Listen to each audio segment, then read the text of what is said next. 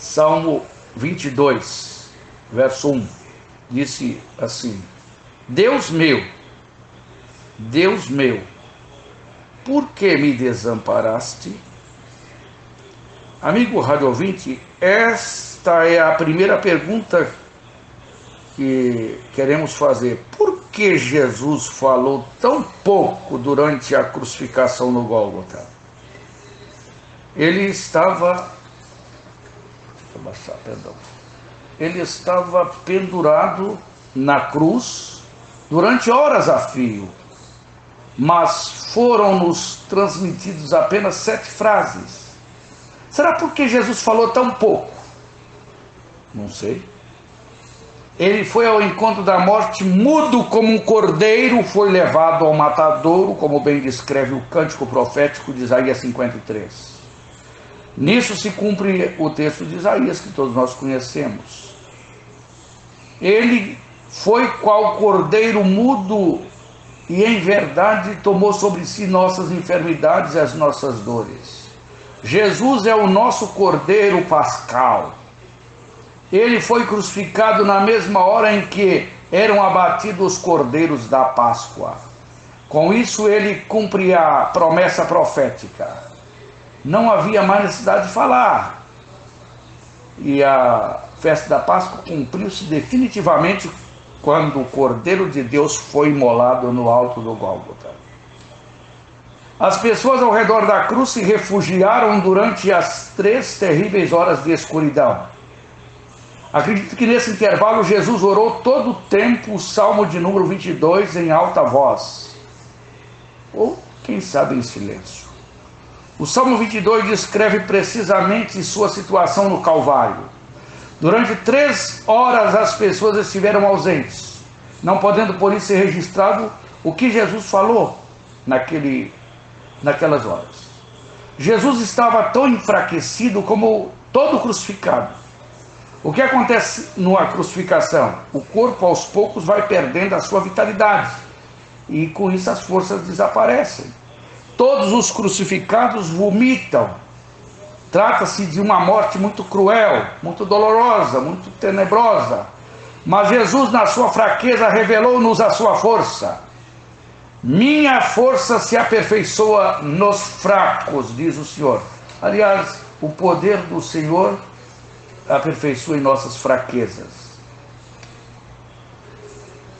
O aspecto mais importante desse silêncio no Calvário é que Jesus carrega também a nossa mudez. A que será que eu estou a referir-me? Quando nos defrontamos com a morte, não é verdade que nós ficamos emudecidos? Quando perdemos entes queridos, ficamos sem palavras. Quer dizer, sentimos-nos incapazes de reagir, incapazes de falar.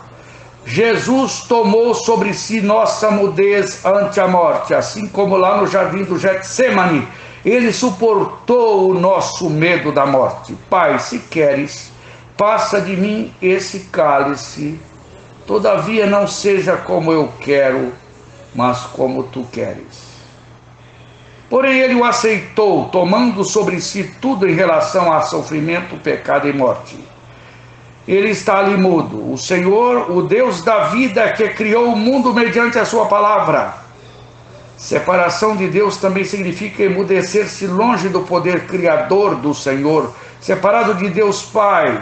Jesus suportou o desamparo, isso em favor de nós, pagando o elevado preço de nossos pecados. Ele se colocou em nosso lugar, sem ser ele mesmo pecador, carregando nossa mudez ante a morte. Isto é para todos um consolo edificante no enterro. Este Jesus que tomou sobre si nossa mudez frente à morte, ressurgiu ao 3º dia. Na plenitude da sua autoridade, ele dá aos discípulos a ordem de pregar o Evangelho, de levar a boa nova de salvação, de sua vitória, para todos os povos, batizando-os e fazendo-os seus discípulos. Vemos com clareza quando Jesus foi maltratado pela covardia atroz e infidelidade humana. A multidão que poucos dias antes, jubilosa, ao aclamar a Rei dos Judeus, A multidão pela qual ele tanto fez, da qual tanto por ele foram curados. Quantas pessoas foram beneficiadas por Jesus durante o seu ministério, que não foi só 6 meses, foi 3 anos e meio. Naturalmente é que somos seres pecaminosos, mas ele teve de sentir na sua própria carne as profundezas de nossa culpa. Suportou as gargalhadas de homens malvados, escárnio e dores cruéis, além do abandono dos que lhe pertenciam, no caso dos seus discípulos. Somente João, por amor e dever, permaneceu junto à cruz. Com certeza Jesus constatou muito abalado: assim é o ser humano que eu criei. Tão imensurável é a sua culpa pela qual eu preciso ser crucificado por eles. Sim, por isso ele teve de ser crucificado. Jesus viu qual era a nossa situação e ainda hoje continua igual, com a desastrosa herança do pecado original. Todo o acontecimento da paixão mostra em tudo o peso do nosso pecado original. Os discípulos não agem de maneira certa nem nas mínimas coisas. Adormecem quando Jesus pede que vigiem. Um desembanha a espada precipitadamente, com ela acerta a orelha da pessoa errada. Eles têm ouvidos e não ouvem. Depois afastam-se da cruz e com isso negam. Jesus foi crucificado por nós também e por todos os seus discípulos atualmente. Não só pelos maus judeus, não só pelos maus gentios de então, mas por todos, cada um de nós, cada criatura humana. É um crime dizer que Jesus não morreu por todos os homens. Tem pastor ficando com a cara feia comigo, porque eu estou falando a verdade aqui. Jesus morreu em prol de toda a humanidade, gente.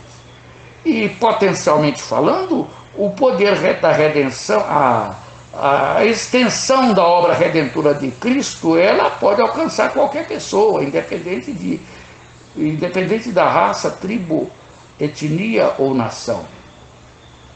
É assustador perceber a profundeza de nossa culpa. Todas as nossas belas tentativas de disfarce, até ante nós próprios, nossos maus pensamentos, caminhos, sentimentos, são e sempre foram manifestos a Jesus. Por isso ele orou fervorosamente o Salmo 22. O ser humano está despojado, é falho em extremo. Toda tentativa de cobrir nossa culpa está perdida. Porque Jesus teve que carregar a cruz para que nós pudéssemos ter uma cobertura pelo seu precioso sangue. Ele mesmo sofre o peso de nossa culpa. Foi por isso que Jesus permaneceu em silêncio atroz na cruz, daí por diante. São 7 palavras, as palavras que Jesus falou na cruz. Não existe casualidade na Bíblia, o número 7 está ligado à criação do mundo. Em 7 dias o Senhor Deus de Israel, que nós conhecemos por Jesus Cristo, criou o mundo. Ele falou 7 vezes na cruz, revelando para todo mundo: em mim está o poder criador do Deus imortal. Mediante esse poder criador, Jesus ressuscitou dos mortos ao 3º dia. Não é mero acaso serem 7 palavras transmitidas. Jesus falou intercedendo pelos povos e pelo próprio povo: Pai, perdoa-lhes, porque não sabem o que fazem. A quem ele se refere? Primeiro, Jesus pede perdão a Deus para o seu próprio povo, em seguida para os povos de todo o globo terrestre. Queria ter uma voz mais possante. A sua visão abrange a humanidade toda. Ele dirige a história e não os políticos. Na palavra seguinte, reduz esta visão ampla, dirigindo-se às pessoas que lhe eram mais próximas e sentiam um grande amor por ele, sua mãe e seu discípulo preferido, que era João. Primeiro para a amplidão do mundo, depois para o enfoque pessoal e pequeno, e aí para si próprio. O mundo vai se reduzindo, vai ser reduzido até dar espaço para a própria aflição, a ponto de Jesus clamar no Gólgota: tenho sede. Uma palavra muito profunda. inerente ao seu sofrimento pelo mundo e por toda a história, pelo seu mundo particular e pela própria agonia atroz. Por que sabemos disso? Jesus carregou o nosso sofrimento e precisa senti-lo até as suas extremas profundezas. Cada um de nós poderá sentir o mesmo quando a morte chegar. Podemos nos conformar, então, lembrando que Jesus também passou pelo mesmo sofrimento. Eu sei que para o crente não é sofrimento a morte. Para o crente é uma maravilha, forte, para gozar das delícias sem fim junto de Deus. Por isso suas palavras vão desde os povos do mundo para o seu particular, e depois para si próprio, e em favor de nós, e no final para o cosmos, em busca do Pai. Pai, em tuas mãos entrego o meu espírito. Aqui está a derradeira e definitiva declaração, abrangendo tudo e todos. O Pai rege os povos, a criação de todos os seres viventes. Ele conhece o nosso caminho e o alvo de ambos. Jesus mostra os 4 diferentes segmentos bíblicos de que ele é o centro: os povos, as pessoas, o ser humano individualmente e, enfim, o reino dos céus. Sobre tudo consta: está consumado. Pai, perdoa-os, pois não sabem o que fazem. Evidentemente, os romanos não sabiam que Jesus foi e continua sendo o rei dos judeus. Por acaso eu sou judeu? Pergunta Pilatos. É de se esperar que essa questão tenha algo a ver com os romanos. Em que sentido? Eles não têm noção do que é a promessa divina no judaísmo, nem tampouco conhecem o Antigo Testamento. Até mesmo Pilatos cita um salmo sem saber, sem conhecer a Bíblia. Deus colocou nos lábios de Pilatos um salmo que diz assim: eu lavo as minhas mãos em inocência. Mas justamente isso ele não consegue, pois tinha pleno poder em Israel e tanto poderia condenar Jesus como libertá-lo. Assim os romanos, os gentios, ignorando o que acontecia, tornam-se coparticipantes da crucificação de Cristo. Se eles se arrependessem, seriam perdoados todo o mal que havia cometido. Mas vejamos que insistiram no erro de crucificar o nosso Salvador. Como podemos afirmar que os judeus também não poderiam saber? Claro que sim. Isaías 2 são textos messiânicos decisivos acerca desse assunto. Nós não vamos ter tempo para discorrer sobre esse assunto agora no momento. Eu vou dar uma pausa e que Deus, por sua graça, nos abençoe ricamente. Amém.